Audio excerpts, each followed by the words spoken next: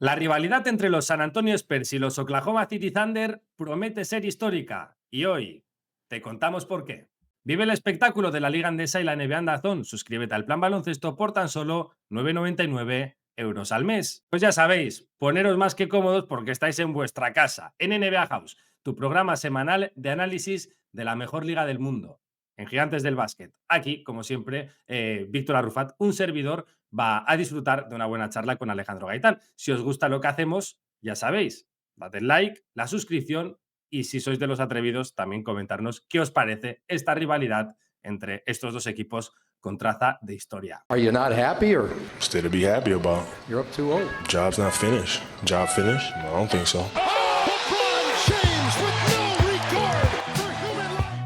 ¿Es el primer partido entre los Spurs y los Thunder, o los Thunder y los Spurs, el mejor partido de la temporada? Alejandro Gaitán. Estuve pensando mucho tiempo en ello. No solo para mí es el mejor partido de la temporada, yo creo que por lo que estaba en juego, por los equipos, por los jugadores, por la identidad de ambas franquicias. Yo he tenido que irme atrás en el tiempo, casi un lustro, para encontrar un partido mejor, teniendo en cuenta, ya te digo, finales de conferencia, finales de NBA, cosas así. He tenido que irme hasta las finales de Phoenix-Milwaukee. ¿Y cuál es mejor para ti? No sé si es mejor, pero me refiero, no recuerdo un partido que fuera tan atractivo por talento y al mismo tiempo por entretenimiento y por la intensidad, doble prórroga y todo eso, que desde el quinto partido de aquellas finales, el robo de Holiday, el mate de Giannis, aquella Ah, jugada para acabar el partido y la serie. no ¿Te está acuerdas mal, muy ese bien, no? partido no está mal. No, ¿No te gusta? ese partido no está mal. No está mal, no está mal. Desde luego, y si pensara en otro partido esta temporada, probablemente sería el de Copa que se enfrentan estos dos También. equipos. Que Sí. también, porque hay partidos de regular season donde es verdad, por ejemplo, el Thunder Nuggets en el que mete dos triples Sai para ganar a los Denver Nuggets cuando estaban todos los Nuggets al completo y en los Thunder venían, creo que era sin Jalen y sin Chet, y Sí. es un partidazo, tiene un clutch muy chulo entre Sai y Jokic, pero el partido de Copa te da la sensación que es un poquito más que un partido por lo que hay en juego, que es al final una competición, le demos más importancia o menos. Claro, aquí sí le sumamos el punto de emoción, de rivalidad entre los dos equipos, más allá de lo que puedan ser en los próximos años. Estos dos equipos se caen mal, es más que obvio, hay que verlos combinar juntos. Y luego, la importancia que son unas finales de conferencia entre el primero y el segundo de la temporada regular, en las que hay dos prórrogas y el que está fuera de casa roba el factor cancha, creo que ese marco es pues, Y prácticamente da- inmejorable. dándole el MVP a Shea en la cara de Wemby. Esa es otra, claro, exacto. Y sumamos O sea, ingredientes. toda la narrativa fue perfecta sin ninguna duda, el mejor partido de la temporada. Em, y en general, yo creo es que es uno de los mejores partidos de siempre. Y también a mí me gustó mucho el que, recordemos que es el debut en finales de conferencia de la mayoría de jugadores de San Antonio. Y lo que hicieron, sobre todo Wemby y Harper, Quitando de Harrison Barnes y y de Luke Cornet de Cornet, todos. que fueron los dos peores. Exacto. Bueno, que son dos jugadores de fondo de armario, por así decirlo, de muy, Sí, muy fondo de armario. el debut. O sea, Wemby ya es una mesa aparte, come en otra mesa, pero el debut de Dylan Harper en los finales de conferencia, fuera de casa, en la pista del campeón de la mejor defensa, bueno, no. Tenemos suerte de que puede ser que este sea el primero de 7 esta noche, hoy la noche del miércoles se juega el segundo, y que pueda ser el primer año de 7 seguidos, que puedan jugar uno contra el otro, porque yo creo que la diferencia entre ellos dos, con todo el respeto, pero la diferencia entre ellos dos y el siguiente equipo ahora mismo es muy grande. Sí, hablaremos seguro del partido, se nos irán cayendo cosas del partido, pero este programa va un poco más centrado a por qué estos dos equipos están tan, o sea, prometen ser una rivalidad durante tantos años y sobre todo qué ingredientes tienen para serlo y que no haya otros equipos que aparezcan y les roben esa condición, ¿no? O sea, en ese sentido, ¿por qué el Oklahoma City Thunder San Antonio Spurs promete ser una rivalidad histórica durante los próximos años? Yo creo que aquí hay que empezar por lo básico y, a ver, claves de por qué esto puede ser sostenible durante muchos años. Hay una muy obvia y es la más importante de todas y si no, no estaríamos hablando de estos dos, que los dos tienen un MVP. Aunque no le hayan dado el premio a Wembanyama, aunque Wemby dé la sensación de que va a ganar muchos y todavía no lo haya ganado, pero los dos tienen un jugador de calibre MVP. Si Tienes fuera. al 1 y al 2 de la NBA. Yo te digo, el 1 de octubre Ujú. diremos que son el 1 y el 2 de la NBA. Por supuesto, estoy seguro de que sí. A no ser que haya alguna lesión en verano, algo raro, estoy seguro de que estoy contigo. Entonces, hay que empezar por ahí. Si en lugar de Wembanyama está un All-Star, tampoco te digo yo que sea un jugador como Kevin Durant, como Donovan Mitchell, como jugador de este calibre, que tampoco es está lejos del top 10, pero que no es un top 5. Creo que la rivalidad sería totalmente diferente y muchísimo más descafeinada. Y no tendríamos esa sensación de que esto puede ir mucho más allá. Uno tiene 22 años y el otro 27, que esa es la clave también un poco. Tener dos jugadores de este calibre tan jóvenes. Sí, para mí esa es la base de todo, que tienes a los 2 mejores jugadores o 2 de los mejores jugadores del mundo, los 2 mejores jugadores del mundo, y que además su nivel es altísimo. O sea, no es un mejor jugador del mundo en el que hay 4, 5, 6 jugadores peleando. Shea y Wemby son 2 jugadores especiales, uno por lo que puede hacer en ataque, por lo que genera, el otro especialmente, o sobre todo por lo que puede hacer en la defensa, también está desarrollando ese ataque, y creo que ya tener esos 2, tu suelo es muy alto. Es muy alto, y aparte es de la premisa de que sí o sí te vas a meter en playoff. Hmm. Aunque sea en el oeste, con ellos 2 te vas a meter en playoffs. Y te sumo más. Aquí la gracia es que entre los dos son dos de los dos mejores y hay pique.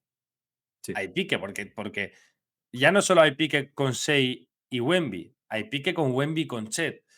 A Wemby, como tú decías, Wemby lo dijo en las declaraciones post partido, se siente como, no voy a decir robado, ¿no? Pero siente como que le han quitado el MVP en su cara y eso, por supuesto, que le motiva. Hay narrativa, o sea, no solo son dos de los mejores jugadores de la NBA, sino que entre los dos hay narrativa y eso, por supuesto, también es importante. Para mí, otra de las claves de esta rivalidad y creo que les diferencia de otros muchos equipos, que muchos equipos vemos a grandes jugadores, pero aquí tienen, no solo son grandes jugadores, sino que tienen un contexto perfecto para ellos. O sea, no sí. solo tienen buenos jugadores alrededor, sino que tienen buenos jugadores alrededor conforme, o sea, que complementan sus necesidades. O sea, Wemby tiene una batería de exteriores muy buena, que maneja los ritmos de partido, que tira bien tras bote últimamente, que, que le complementan. Sai está rodeado de obreros, de jugadores de 3&Ds, de un tipo alto que tira, que yo creo que es lo que necesita Shea para atacar también la pintura con Claro. Holmgren. O sea, quiero decir que para mí la gracia de la NBA es conseguir una estrella y luego rodearla a la perfección. No conseguir muchas estrellas o conseguir muchos buenos jugadores, sino conseguir uno con el que sepas que puedes ir a la guerra y ganarla y rodearlo de un ejército a la medida de sus circunstancias. Y creo que estos dos lo tienen. A mí una de las cosas que más me llama la atención es que la gente suele o tiende a pensar que son equipos que se han construido igual.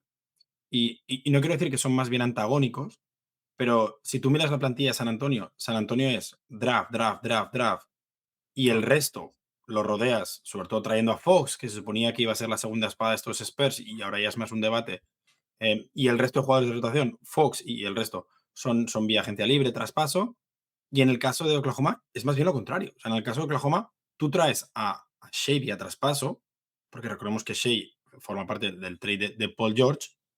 Sí que es verdad que hay ciertos jugadores que llegan vía draft, pero realmente el único pick que viene tras una temporada de tanking, que eso sí que se lo podemos achacar a Castle, a Harper, sobre todo a Wemby, es Chet.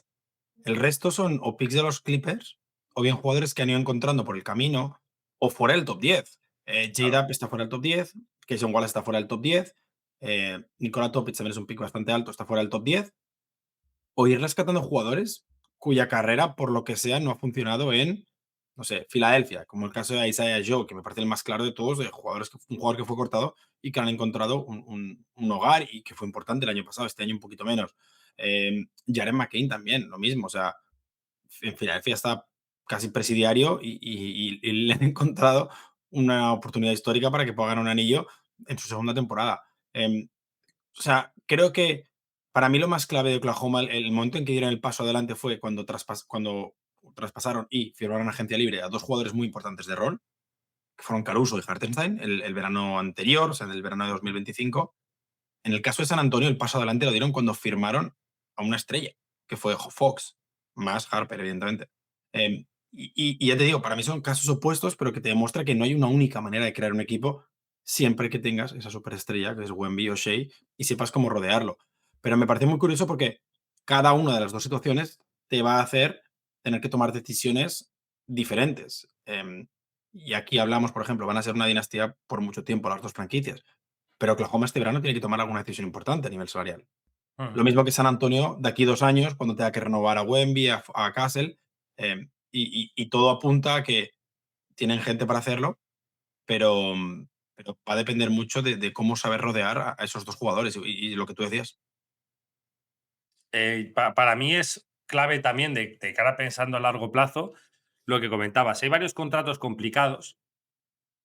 El de Darren Fox es el más obvio. Entre los dos equipos probablemente es el más complicado. Sí. Pero Darren Fox es prescindible. Hasta Es cierto punto, evidentemente, pero da la sensación de que es un jugador que tú puedes traspasar a Darren Fox y no tienes la sensación de que se termina el proyecto. no. Eh, Isaiah Hartenstein es un jugador muy importante.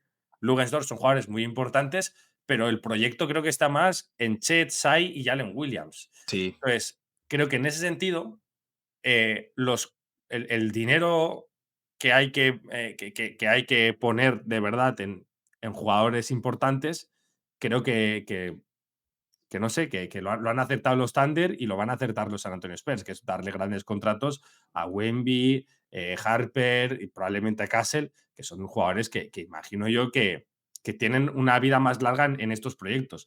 Pero creo yo que estos proyectos pueden sobrevivir sin Hartenstein, sin Fox, sin Dort, sin Caruso. Creo que son parte de la esencia, pero el núcleo principal puede sobrevivir sin ellos, estoy segurísimo. Sí, no, no, pienso igual. Fox es prescindible y de hecho yo después de esta semana ya tiendo a pensar que seguramente Harper sea la segunda pieza más importante a futuro de estos Spurs. Lo es O totalmente. sea, Y, se y lo por gana a eso, pulso. y por eso es Sí, prescindible Fox. sí, sí que es cierto que Stephon Castle seguramente tuvo el mejor partido de la historia para un jugador que perdió 11 pelotas. Porque a mí, yo es verdad que no veo el partido con el box score porque me hace spoilers, pero cuando vi que, sabía que llevaba muchas pérdidas, pero cuando vi que llevaba 11 me sorprendió incluso, porque tuvo cosas muy buenas en el primer partido. Pero creo que la ventaja aquí de San Antonio es que, además de que este verano tiene agentes libres que cobran bastante, o sea, que va a tener cierto espacio salarial, porque Kelly Olin y Harrison Barnes son agentes libres y realmente son muy replicables en el mercado, muy replicables. Y a mucho menos precio, además. Sí, o si quieres sobrepagar como se sobrepagó por Hartenstein en su momento, porque sabes que sobrepagando por un jugador importante puede que soluciones cualquier problema que en su momento tuvo, por ejemplo, Oklahoma con el rebote defensivo. El tema es que en la 2027-28, bueno, de hecho, en la 26-27 ya, J-Dub, Chet y Shea estarán cobrando un máximo. El de Shea todavía será máximo rookie, pero la siguiente temporada, entre los tres ya estarán cobrando, vamos a hacer matemática en directo, un 35%, un 25% y un 25%. Eso es un 85% del salary cap. Eso no es el año que viene, es el siguiente. ¿Y por qué digo que es una ventaja? Porque a San Antonio ese problema, técnicamente, y si eliminamos el contrato de Fox, que creo que en algún momento se va a eliminar, ese problema no le va a pasar hasta 2030, que es cuando Harper empieza a cobrar su máximo de rookie, que tengo cero dudas de que va a cobrar un máximo de rookie. Y ahí es donde San Antonio puede aprovechar el tiempo en el que Oklahoma tenga que hacer ciertos reajustes salariales, porque recordemos, en la época actual del segundo apron, de los hard caps y todo eso, es mucho más complicado mantenerte en un sistema que gastas tanto dinero más de 2 años. Y ahí es donde creo que San Antonio va a tener un ligero punto de ventaja. También te digo, si incluso antes de que lleguemos a ese momento San Antonio es capaz de ganar a Oklahoma, tenemos, o sea, no es momento de preocuparse porque eres los Thunder, pero igual esa rivalidad que nos planteábamos después del 4-1 en temporada regular y ganar una serie de playoff, igual la rivalidad es menos rivalidad y es más lo que decía antes Joel Embiid contra los Celtics, que ya no aplica. No es una rivalidad, siempre nos patean. Hay que tener en cuenta eso también, por supuesto. ¿Por qué no puede ser una rivalidad? Yo creo que sería por una cuestión de lesiones. Por ejemplo, si Wemby Sí, ahora de repente se convierte en un jugador con muchas lesiones, o bueno, ya no solo Wemby, sino Stephon Castle o algún jugador clave de este proyecto también empieza a pasar varias temporadas malas por eso. Y creo que el otro motivo por el que puede no ser una rivalidad es que los Oklahoma City Thunder empiecen a tener que tomar decisiones complicadas, especialmente con sus 3 mejores jugadores, y fallen algunas. Porque no Sobre decirlo. todo, si movieran a Chet por el beef que hay entre los dos, ahí es donde puede que la rivalidad pierda cierta espectacularidad, por decirlo así. Porque es que a Wemby se le nota. Cuando juega contra Chet se le nota. Sí, sí, tiene mucho más. Un Po odio po en los ojos. por seguir, dando argumentos, ese es otro. Lo decíamos antes, estos no son rivales, son enemigos. O sea, son 2 equipos que se tienen muchas ganas. Wemby les gana el primer partido el día de la Copa, un día que, por cierto, llega y aparece de suplente porque venía de lesión, que creo que es muy heroico también, ¿no? Cómo pasa todo. Y dice Wemby que estos tíos no están hechos para noches así. Venían de ser campeones de la NBA, recordemos. Aquellos le contestan. Luego, cada vez que se enfrenta a Chet, le ataca de una forma más vertical que a cualquier otro jugador. O sea, va mucho a por él. Eh, Declaraciones entrelazadas, pues han tenido muchas. O sea, que creo que eso también es un punto importante. Y hoy, si le sumamos que va a ser el primer partido de playoffs que juegas en Oklahoma y ganas y haces una actuación de 42-25 ha sido, ¿no? Algo Finalmente. así. Algo así. Ah, Ya hay un momento que los números dejan de ser relevantes. Sí.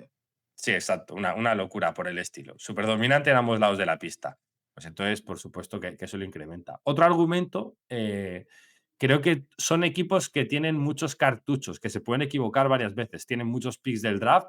Bueno, los Spurs tienen uno por año, que es algo poco habitual en un equipo que está compitiendo ya, y los Thunder tienen más de uno por año. Por ir resumiéndolo rápidamente antes de entrar en que si en 2028 uno tiene el de no sé quién. Quiero decir que se pueden equivocar y todavía pueden gastar 4 rondas del draft en una estrella o en quitarse un Correcto. contrato. Sí, sí, más que pensar en jugadores jóvenes que puedan aportar ya, que parece complicado porque no tiene pinta que vayan a elegir en el top 10 del draft a corto plazo ninguno de los dos, salvo que los Clippers decidan ser un drama otro año. La realidad es esa, es utilizar los picks para o bien intentar encontrar un jugador de rotación, que Oklahoma lo ha hecho muy bien eso. Yo creo que Oklahoma incluso ha hecho mejor eso que elegir en la lotería, Ujú. o bien utilizarlo para traspasos. Por Jared McCain pagaron mucho, pero eran primeras rondas que no eran de los Thunder y que las puedes utilizar.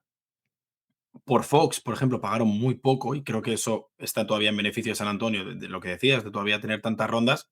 Y para mí es eso, para mí es poder utilizarlas para, oye, el contrato de Dort, que es que no le quiero pagar el año que viene 18 millones, más una primera ronda, te comes tú el contrato y así puedo renovar a Kayson Wallace antes. Me refiero, están Presti a hacer algún tipo de ingeniería para poder mantener lo que parece que son las piezas clave. Y tú lo has dicho, para mí Dort es prescindible, seguramente el más prescindible de toda la plantilla de Oklahoma entre los importantes, muchísimo más que Caruso, lo quedó claro en el primer partido. Em, y es utilizar esas rondas para pues, que se coman contratos tóxicos, no tóxicos, pero los menos positivos o algo así. Estabas hablando de la gerencia, creo que no solo tienes que tener herramientas, sino también un tipo que las sepa utilizar y por ahí creo que los dos lo han demostrado. Parece ahora, evidentemente el pick de Wemby es un uno claro. Eso es un jugador que no, que aunque incluso aunque no creyeras en mucho en Wemby, aunque tienes que elegirlo en el uno, ¿no? Sí, Eh, pero quiero decir, Harper no era un 2 clarísimo. Ha habido mucho run run durante toda su temporada. Eh, Stephon Castle es un jugador de un draft malísimo y es un pick 4. Hay 3 jugadores que salen antes que él. Stephon Castle ha terminado siendo bastante mejor que los 3 jugadores que salen antes y, por supuesto, que los otros 50 y pico que han salido después. Que hay que acertar en esos picks por muy sencillo que parezca. Y en el resto de elecciones, Carter Bryan es un pick 14, Keldon Johnson y Devin Vassell terminan siendo cruciales y también son jugadores que los drafteas tú. Y lo que decías tú con Oklahoma, ya no solo acertar con el pick con Chet, con Jalen Williams, sino ser muy fino con los traspasos. En ese sentido, tienen bien cubiertas las espaldas de que en las oficinas hay gente muy buena. no sé si te acuerdas, hace muchos años cuando Brad Stevens llegó a la NBA, un periodista americano, no recuerdo quién fue, hizo una encuesta, es como, ¿quién prefieres tener a día de hoy en tu franquicia? ¿Brad Stevens como entrenador o Giannis Antetokounmpo como jugador? Evidentemente ganó Giannis como entrenador, pero ahora Brad Stevens es general manager y es uno de los mejores. Y yo justo hace poco pensaba en eso porque em, a día de hoy, tener un general manager y todo un equipo ejecutivo que sea muy bueno en su trabajo es más importante que nunca.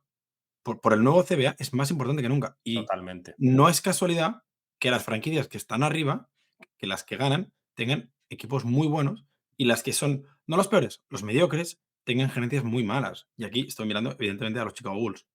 Em, Creo que Sam Presti es uno de los mejores. Sam Presti, que por cierto, si no me he equivocado, viene de San Antonio, que siempre hay esa Sí, sí, rivalidad. sí. Exacto. Y luego San Antonio siempre ha tenido un equipo histórico. Yo no creo que Greg Popovich tenga una implicación directa en el día a día de los Spurs ya. Sí que su presencia, evidentemente, es importante, pero si no me equivoco, R.C. Beaufort lleva años dando clases y siempre será una mente maestra en ese aspecto. Entonces, para mí, son dos de los mejores ejecutivos en general y son, lo decías tú, ahora a día de hoy es clave tener eso para poder no solo salir adelante, sino en caso de cometer un error, saber solucionarlo a tiempo. Mm. Sí, me parece fundamental el tándem, bueno, tándem no, la columna vertebral propietario, gerencia, entrenador. Creo que los tres, o sea, sin. A mí hay algo que no me parece importante, pero creo que puede ser importante en lo negativo, que es un propietario muy Sí, intervencionista o muy rácano, totalmente. tal. Yo no sé quién es el propietario de los Thunder y eso lo valoro como algo positivo. Bueno, no estamos aquí hablando de que si este ha dejado de pagar hoteles a los asistentes de entrenador o que si este quiere cargarse al entrenador porque se cree que es más listo que no sé quién o quiere traer a Kevin Durant como otros que hemos visto durante los últimos años. El Y de los propietario es el que Spurs se llevó el igual. equipo, es el que se llevó el equipo de Seattle todavía. Pues fíjate. Y luego también queríamos hacer, Alejandro, una segunda subparte de otro brazo de parte del programa en el que explicamos por qué hay otros equipos que se están quedando lejos de esta rivalidad y este Thunder Spurs parece que se va a sentar en los años porque también la competencia pues está flojeando muchísimo, mucho más incluso de lo que pudiéramos esperar. Denver Nuggets, Los Ángeles Lakers, Minnesota Timberwolves, Houston Rockets, son jugadores que ahora mismo están netamente lejos de los dos. Sí. Sí, la parte buena de esta rivalidad es que vamos a tener por muchos años seguramente un duelo histórico y que vamos a ver a dos jugadores enfrentarse, como en su momento podían ser Tim Duncan, Dirk Nowitzki, Kevin Garnett, Kobe Bryant, etcétera, en la conferencia oeste. La parte mala es que si tú ahora mismo eres el general manager de los Nuggets o eres Tim Connelly en Minnesota, lo decías tú, o Rob Pelinka en Los Ángeles, piensas, ok, ¿cómo puedo yo conseguir ya no ganarles, intentar toserles? Mm. Porque seguramente San Antonio era el más débil de los dos este año. Primera vez en playoff. Y Minnesota sí que lo supo aprovechar un poco para ganar dos partidos. Además, recordemos en DiVincenzo, con Anthony Davis volviendo de lesión, un poco renqueante. Pero la sensación es que San Antonio y Oklahoma son los dos más jóvenes, Ujú. los dos más baratos, los dos que mejor futuro tienen, a nivel pick, lo que comentabas antes, y los dos que mejor jugador tienen. Si a día de hoy, que se supone que están en el peor momento, sobre todo los Spurs, Oklahoma podemos decir que el peor momento era 2024, pero que solo van a ir a mejor. Si a día de hoy no puedes ganarles, ¿qué te hace pensar que con el mismo proyecto, repetir la idea una vez más, vas a poder vencerles? Cuando en Denver, por ejemplo, ya están pensando en tener que ahorrar salarios este verano. ¿Qué vamos a hacer con Cam Johnson? ¿Qué vamos a hacer con Peyton Watson? Minnesota ya lleva 3 temporadas siendo uno de los equipos más caros de toda la NBA y ha ganado 2 partidos de finales de conferencia en esos 3 años. Los Lakers será la tercera temporada de Luka Doncic ya. Es verdad que la primera fue media, pero será la tercera temporada de Luka Doncic. Será el primer año por fin del proyecto Luka Doncic si LeBron se va. Pero son 2 años que tú tienes un jugador que generacional que no has podido aprovechar y ahora ves cómo llega otro que parece que va a ser mejor. Entonces, para mí, esos equipos tienen que realmente plantearse la de ¿qué hacemos? ¿Explotamos el proyecto, dejamos de pagarle a los Rudy Gobert y Nash Reeds de la vida y esperamos un par de años? Em, y es realmente una duda muy lícita y solo se me ocurre un asterisco muy grande, que son los Dallas Mavericks, por Cooper Flag. Ya, pero que como que todavía les quedan muchas piezas, ¿no? Para llegar hasta ahí. Exacto. O sea, Sí, sí. yo lo veo. A mí lo que me pasa con estos proyectos es un poco lo que has dicho. Primero, que hay equipos, pues por ejemplo, los Nuggets, los Lakers, sí que tienen jugadores que sean ese uno que decimos, ¿no? Esa Claro. superestrella para competir. Aquí la cuestión es que no tienen un equipo hecho a su medida.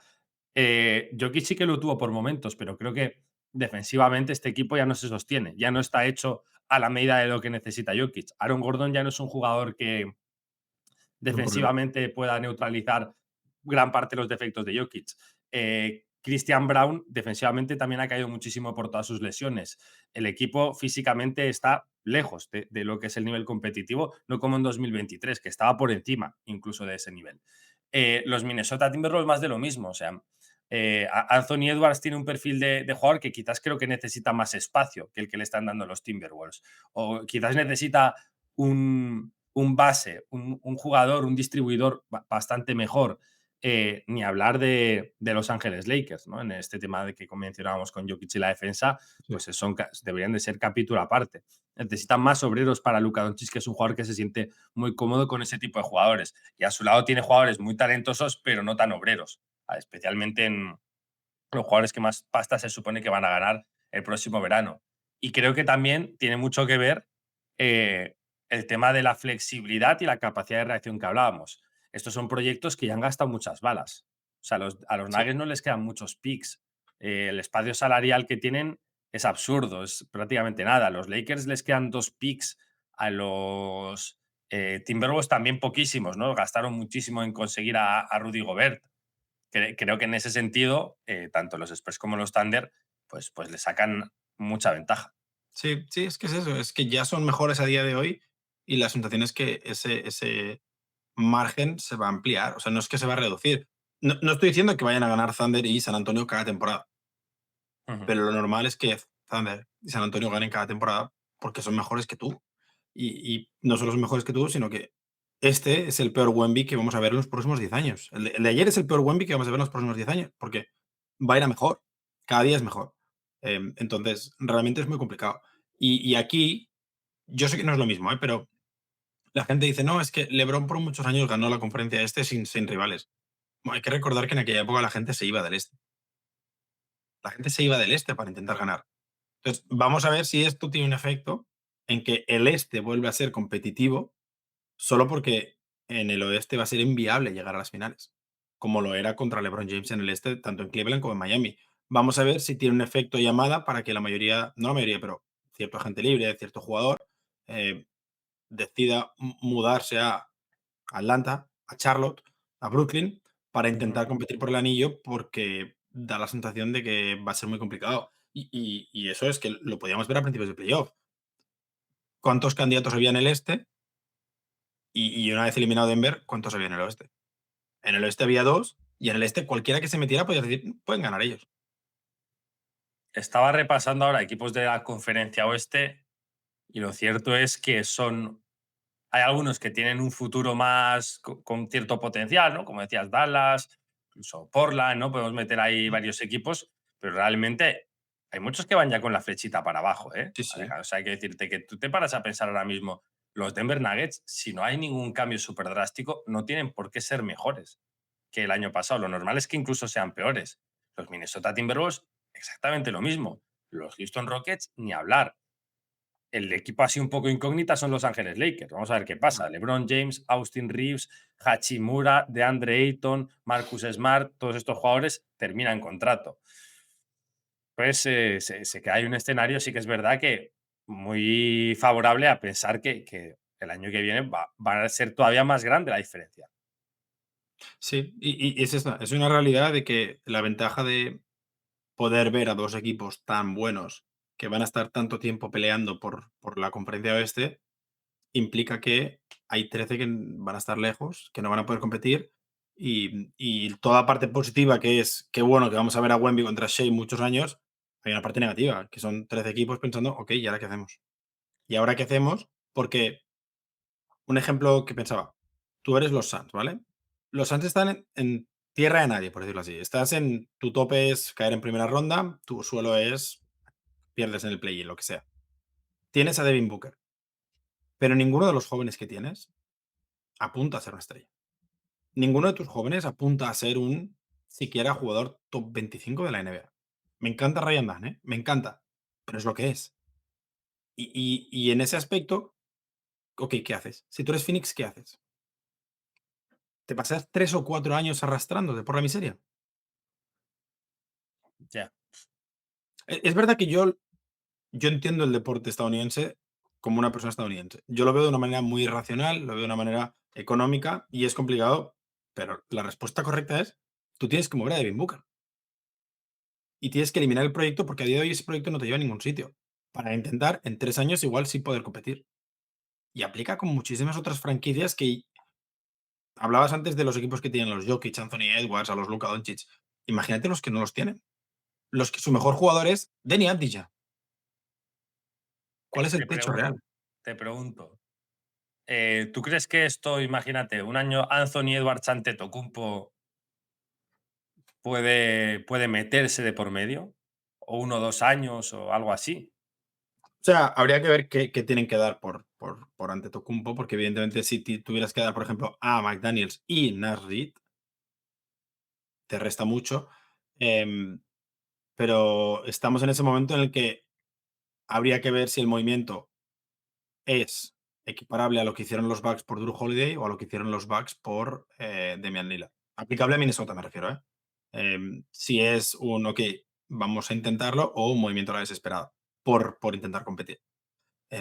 Es verdad que habrá algún equipo, pienso igual, que habrá algún equipo que haga un movimiento de locura e intente fichar a Giannis o fichar a la estrella que esté disponible Este o a ir a verano, Morán. Giannis es el factor que puede Sí, desequilibrar un poco esta sensación de superioridad de estos 2 proyectos. sí, porque se supone que es todavía uno de los 5 mejores jugadores del mundo. Em, es el nombre que te puede hacer igual desestabilizar esta superioridad de San Antonio y de Oklahoma, pero cuesta mucho pensar que un Giannis de cuánto, 32 años, Sí, por ahí. con tantos problemas físicos en los últimos 3 temporadas, sea la pieza que desequilibre dos bloques tan serios y sólidos como Oklahoma y San Antonio. Sí que siendo, insisto, siendo Giannis uno de los 5 mejores jugadores del mundo cuando está. Te voy a poner 2 proyectos encima de la mesa, muy diferentes, y quiero que me digas un poco si crees que pueden estar también cerca. El primero de ellos viene de muy abajo, pero tiene jugadores muy interesantes. Son los Utah Jazz, que además van a tener una buena elección en el próximo draft. Y si aciertan, pues quizás puedan tener, no esta temporada, pero de aquí 1 año y medio, 2 años, ese alfa, que sí que puede ser, pues yo qué sé, Darren Peterson o Sí. por poner un nombre, ¿no? Que pueda caer en ese pick. Y además tienen, pues eso, Jaren Jackson, Mark Cannon, Walker Kessler, Claro. Keyonte George, jugadores Ace Bailey, ¿no? Que es otro jugador con mucho potencial, pero que le está costando arrancar en la NBA. Y el otro proyecto que te pongo encima de la mesa es todo lo contrario. Es un equipo mucho más asentado, con muchas más exigencias en la otra conferencia, como son los Boston Celtics. El tema de Utah me parece un tema muy interesante y creo que aplica también para Washington lo mismo, y es justo el año que tú haces movimientos para intentar ser menos malo, eh, los dioses del baloncesto te recompensan con un pick alto que tiene cero relación temporal con los jugadores que tú ya tienes. Pues todo apunta a que si los Jazz consiguieran ese Darren Peterson que tú dices, la lógica es emparejarlo con Kessler, con Keyonte, con Ace, no con Mark Cannon y con Jaren Jackson, por tiempo, ¿eh? O sea, sí que puedes jugar un par de años, pero cuando ellos estén en su prime, Jaren Jackson ya será más mayor. Ujú. Entonces me parece un proyecto curioso, pero sí que el año que viene, por ejemplo, puede ser el Portland de este año, de colarse ahí séptimo, sexto o los Suns, intentar pelear. Y luego, tema Boston. Tema Boston, tienen un problema salarial muy grande, y es que todo tu dinero está en 2 jugadores, en 3 de hecho, no vas a tener picks altos, no tienes cómo moverte y que el plan es quedarte por debajo del impuesto de lujo, por lo que a mí me da la sensación de que Boston el año que viene no va a poder competir con ellos. Mm. Duro, ¿eh? Si todo sigue así, a día de hoy no puede. Bastante duro. Pues, ¿tú crees que van a hacer algún gran movimiento este verano o qué? O sea, no sé si con Derrick White, Jaylen Brown, algo así. No, yo no hablo de traerse un agente libre por la mid-level, o no. No, sí. Yo no sé si lo van a hacer, pero yo sí creo que lo deberían hacer. Antetokounmpo por Jaylen Brown. No, no, no, porque no te soluciona el mismo problema. Si cobran, creo que es lo mismo, sigues teniendo el mismo problema. tú quieres como dividir un contrato de estos grandes en 2 jugadores, O 3, son o 60 3. millones, ¿eh? Ya, ya, ya. O 200.000 Víctor Arrufat y Alejandros. Ya, ya, ya, no, exacto. Es que, antes los Jays parecía que cobraban un máximo, pero tenían contratos en torno a 30 millones de dólares, Cuando gana que el anillo, Holiday y Porzingis cobran más que los Jays. exacto, ahí está un poco la gracia. Bueno, pues eso, de rivalidad histórica la que se nos viene. Oye, ¿tú tienes para esta serie, cómo lo ves, tío? ¿Algún favorito? ¿Sabes que yo puse que San Antonio se metía en las finales? Al principio de los ¿Da? playoffs. Recuerda un amigo de la casa también, Gerard Sule, que también me hizo esa predicción. O La sea mía fue por que hipster, ¿eh? El tío, no, es que no quiero meter a los. A ver, es que creo que ganar el anillo 2 años seguidos es muy complicado. sí, sí, no lo estamos viendo. Y el primer partido lo ganan sin Darren Fox, que no se nos olvide, ¿no? Eso tenemos que tenerlo, por supuesto, en el recuerdo. Yo creo que ahora mismo está Oklahoma en un momento extraño en el que eh, les están diciendo, gáname con los secundarios, con los tiros de Cason Wallace, Dort, Caruso y tal, y no están metiendo los tiros, entonces mete buenos jugadores en ataque y deja de ser un equipo tan bueno en defensa. Correcto. Entonces están ahí en ese limbo que es complicado, ¿eh? Y que los jugadores en ataque buenos tampoco hicieron un partido bueno ayer. Exacto. Ni AJ, ni McCain, ni. Sí, nada, o sea, virtualmente ni siquiera Chet en ataque. Eso es. Bueno, yo creo que ya hemos aquí un poco analizado esta Sí. grandísima rivalidad entre los Thunder y los Spurs, así que toca ir encauzando el final del programa con la última jugada que tenemos preparada aquí siempre de pizarra. Vámonos al clutch, pedimos tiempo muerto y a ver qué dibuja Alejandro Gaitán. Clutch time. ¿Qué nos traes hoy? Yo vengo a hablar de alguien del que llevamos todo el día hablando, de Víctor Wembanyama. Porque creo, de hecho estoy seguro ya, que a día de hoy Wembanyama ya le ha robado el trono a Stephen Curry como el jugador que más espacio ocupa en un scouting report del equipo rival. eh, y creo que es por la defensa, sobre todo de Wemby. Por lo que la defensa de Wemby hace en el equipo rival. Creo que a día de hoy la defensa del francés es seguramente el arma más diferencial de toda la NBA. Por encima del ataque de Jokic, por encima de los triples de Curry, por encima de el ISO de Steve Curry, de Shea, perdón. Creo que la defensa de Wemby a día de hoy es el factor más desequilibrante de toda la liga. Y luego a esto hay que sumarle que se ha empezado a dar cuenta que mide 2,30 más o menos y que cuando hay un jugador más pequeño que él tiene toda la superioridad física. Por lo que estamos llegando a ese punto de la vida en el que Wemby ha entendido que puede ser el mejor jugador del mundo, si no lo es ya, y que puede dominar cualquier partido. Pero insisto, para mí lo hace siempre desde la defensa. No hay manera de entender el impacto que tiene Wemby en defensa sin ver un partido entero, por la cantidad de jugadas en la que ves a Jay Mitchell de turno corriendo hacia el aro y tiene que dar esa vuelta de no voy a tirar a canasta porque hay un señor muy grande ahí delante. Solo esa presencia interior, sobre todo para equipos que no son muy buenos en el triple, puede afectar, puede ganar una serie entera. Y creo que ya estamos en ese punto en el que Wemby es su defensa el factor más desequilibrante y si desencaja un poco el ataque, si lo desencalla, peleando el trono de mejor jugador del mundo desde ya. Yo siempre digo lo mismo. Si Wemby no supiera tirar, botar, pasar, metiera 0 puntos por partido, seguiría siendo un tío de los más decisivos de la NBA por lo que es defensivamente. Es que es La, eso. la diferencia es que te mete 42 puntos y un triple desde luego para forzar la prórroga. No, O sea, ese triple no tiene ningún tipo de sentido.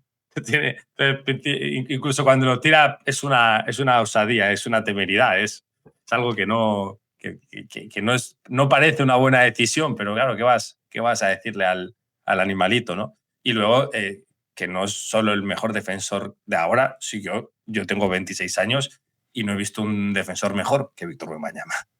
O sea, que es lo que comentabas, que al final ves a los equipos atacar de una forma pues, antinatural y eso lo provoca un jugador antinatural, como es Víctor Sí, Wembanyama. y, por ejemplo, Oklahoma puede defender a Shea 1 contra 1 y luego tira el 2 contra 1 siempre, ¿eh? Pero puedes permitirme empezar la defensa 1 contra 1 porque si te rompe, es que está el francés aquí atrás, tranquilos. Está el francés, no pasa nada. Claro, Como mínimo va a afectar el tiro. Como mínimo va a afectar el tiro. ocupa Y los muy muchísimo. buenos lo meterán, ¿eh? Pero Sí, total, ocupa mucho espacio. Yo también traigo aquí en el catch. Al final venimos con la adrenalina hasta las cejas y el partido que hemos visto esta noche, después del día en el que estamos grabando, pues tiene que ir en consonancia un poco, ¿no? Con todo lo que vamos a hablar hoy. Y yo quiero centrarme en esta rivalidad. Creo que la gracia de esta rivalidad entre los Spurs y los Thunder no tiene que ver con que los dos equipos sean muy jóvenes, que también, no tiene que ver con que tengan muchos picks del draft, mucha flexibilidad salarial y todo esto. Creo que el verdadero motivo por el que estos dos equipos apuntan a llegar lejos en los próximos años y sobre todo apuntan a ser una rivalidad histórica es por algo mucho más simple y mucho más importante, por su estrella, por su primera espada. Luego ya va el resto. Pero aquí la gracia es que más allá de todos los jóvenes y buenos que puedan ser el resto de jugadores, Shai Gilgeous-Alexander es un MVP de 27 años, un 2 veces MVP de 27 años, mejor dicho.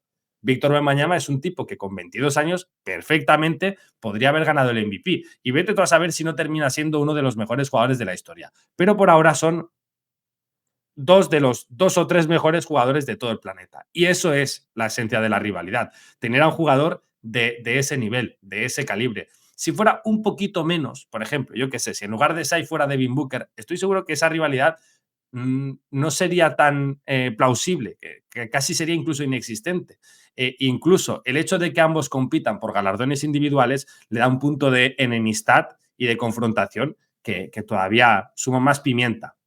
Hay un dato que me parece crucial y es que en el siglo XXI, de 25 campeones que llevamos, 22 tenían a un MVP en su plantilla. Los equipos que no lo tenían eran los Pistons de 2004, los Toronto Raptors de Kawhi, que bueno, no tenían un MVP, pero tenían a Kawhi, que era un jugador del nivel del MVP, y por supuesto los Boston Celtics de 2024, que es lo mismo, no tenían un MVP, pero probablemente Tatum sea un jugador de ese calibre, de estar entre los 4 o 3 mejores jugadores del mundo. Y creo que la gracia de estos equipos es que tienen a ese alfa, pues eso, a la altura de cualquiera de los MVPs de estos últimos años. Así que eso es para mí la esencia de cualquier rivalidad y de cualquier equipo que se prometa llegar lejos. ¿Qué equipos tienen en sus filas un MVP que le puedan pelear? Lo que hemos dicho, ¿no? Minnesota, Denver. Bueno, Minnesota yo no sé si lo pondría. Minnesota no tiene un MVP realmente. Denver, quien tenga a Giannis y los Lakers. Sí. Jokic, Antetokounmpo, LeBron, Harden, no estoy pensando Vale, en MVPs. yo ponía a Luka también. O sea, sinceramente. Claro. Sí, Doncic no tiene un MVP, pero Curry también es un MVP que está en activo, ¿no? Por seguir diciendo. Kevin Durant es otro MVP, Westbrook. Pero son jugadores como que ya no. Esto ya no va un poco con ellos. Pero bueno, sí, en esa estamos. Así que bueno. La semana que viene, la serie se supone que tiene que seguir viva cuando grabemos el siguiente programa. Promete esto como para serie larga, ojalá que sí. Vaya. Ojalá que Pues si ahora estamos grabando esto y esta misma noche, Alejandro, ganan los San Antonio Spurs y se ponen 2-0 y se van con 2-0 a Texas, cuidado. Sí, sería problemático para Oklahoma. Desde luego.